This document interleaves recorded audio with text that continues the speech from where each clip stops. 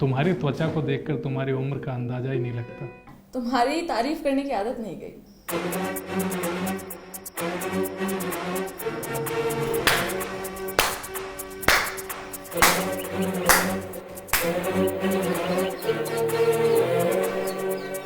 मुबारक हो, तो हो ही गई ग्राम विकास अधिकारी की दूसरी शादी।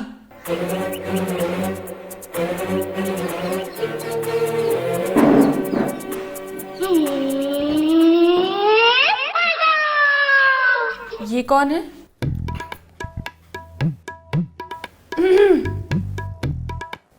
सांप क्यों सूंघ गया है? बोल क्यों नहीं रही कि मैं तुम्हारी बीवी हूँ? ओह भाभी जी नमस्ते। अरे नमस्ते कोई करे तो उसका जवाब भी दिया जाता है।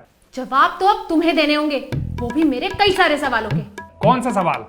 कौन है ये? मैं निधि, इनकी बचपन की दोस्त। तुमसे पूछा मैंने। अरे इसमें भड़कने वाली क्या बात है? उसे लगा तो उसने जवाब दे दिया। लगा तो मुझे भी यही था कि तुम बहुत सीधे हो। अब इसमें लगने वाली क्या बात है, वो तो शुरू से ही सीधे हैं। ओहो हो, अभी रही नहीं हो ना साथ में, इसलिए तुम्हें कुछ पता नहीं है। मैं और निधि ज्यादातर बचपन में साथ ही रहते थे और खूब मस्ती किया करते थे। तभी मैं कहूँ सारी मस्ती बचपन में ही कर ली, तभी मेरे लिए कुछ बचा नहीं है अब। क्या मतलब? मतलब ये है कि कभी मुझसे इतनी नरम आवाज में बात करी है? बुरा मत मानिएगा भाभी जी, जहाँ तक मैं देख रही हूँ कि आपकी आवाज में ज्यादा गर्मी है। बुरा जो देखन मैं चला। बस बस बस बस, ये कबीर दास के दोहे बोलने की जरूरत नहीं है। और तुम कब से रह रही हो यहाँ? ये कोई रैन बसेरा नहीं है जो यहाँ लोग रुकने आएंगे। निधि सुबह सुबह आई है। वो मेरे हस्बैंड सीबीआई में है ना, तो वो रेड मारने आए थे, तो मैं उनके साथ ही आ गई। देख रहे हो, एक इनके पति हैं जो रेड मारने भी जाते हैं तो अपनी बीवी को साथ लेके जाते हैं, और एक तुम हो। क्या हूँ है? हर पति एक जैसा हो जरूरी थोड़ी है। सही बात है, और सारी बीवियां भी एक जैसी हो ये भी कहाँ होता है। तुम बहुत तरफदारी कर रही हो। तुम्हारे घर में कभी लड़ाई नहीं होती क्या? नहीं होती, क्योंकि मैं एमएनसी में जॉब करती हूँ ना, और मेरी नाइट शिफ्ट होती है। और लड़ाई तो तब होगी ना जब दो लोगों के पास फालतू का टाइम हो। मतलब क्या है तुम्हारा कहने का? मतलब ये कि हम दोनों के पास फालतू वक्त है, इसलिए हमारी लड़ाई होती है। मेरे पास नहीं, तुम्हारे पास। ये तो बिजी रहते होंगे ना, क्योंकि काम बहुत होता है ऑफिस में। तो लड़ाई क्या मेरी अकेले की वजह से होती है? नहीं नहीं, मैं ही तो हमेशा लड़ाई का बिगुल फूंकता हूँ। चल हट। अरे अब आप दोनों बहस मत कीजिए, आपके चक्कर में चाय ठंडी हो रही है। चाय पी लेते हैं।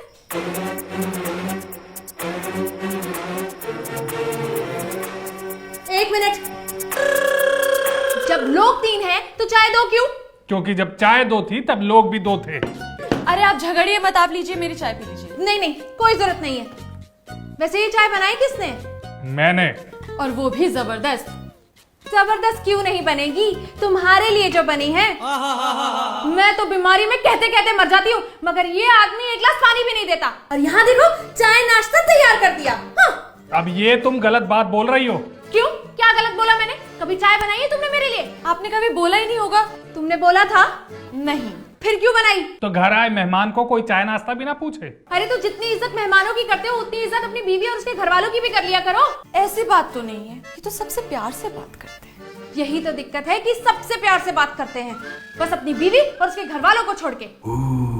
आप बेमतलब इन्हें बदनाम कर रही हैं। ये ऐसे बिल्कुल नहीं है। अरे ये गाय की खाल उड़े भेड़िया बैठा हुआ है।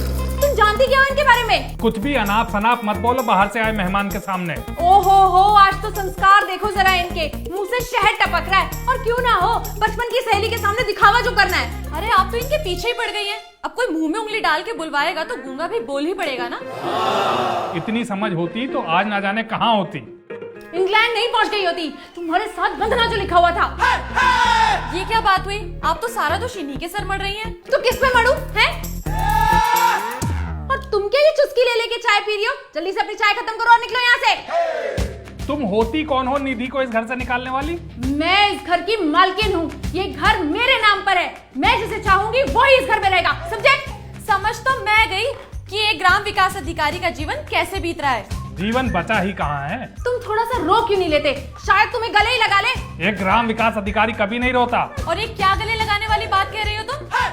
कुछ कुछ भी बोले जा रही हो, सर पे चढ़ी जा रही हो। ऐसा है, तुम अभी भी मेरे घर के अंदर बैठी हो, इसीलिए आवाज नीची करके बात करो, वरना पता नहीं चलेगा कि कहाँ की कहाँ पहुँच गई। हाँ, यही सब करना ताकि ये जाके अपने पति से कहे और यहाँ पे सीबीआई की रेड पड़ जाए। सीबीआई हमारे पड़ोस की मालती नहीं है जो बिना पूछे कहीं भी आ जाती है। वो दिन गए, अब सीबीआई जहाँ चाहती है वहाँ जाती है, और अब अगली रेड ना तुम्हारे पापा के घर पड़ेगी।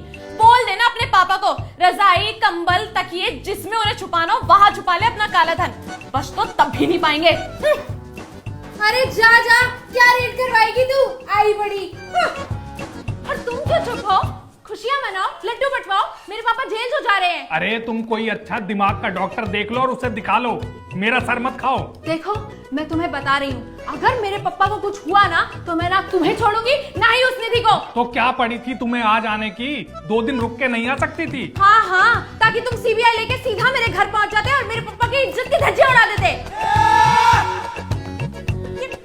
ये नजरें क्यों चुरा रहे हो? बात करो मुझसे। नजरें नहीं चुरा रहा, बैग ढूंढ रहा हूँ, दफ्तर के तुम्हारे मौसा जाएंगे। अरे ये मतलब यहीं से निकलने की जरूरत नहीं है, जो निधि नाम की आफत लेकर गए उसका इलाज करो पहले। आज देखती हूँ ये आदमी दफ्तर कैसे जाता है।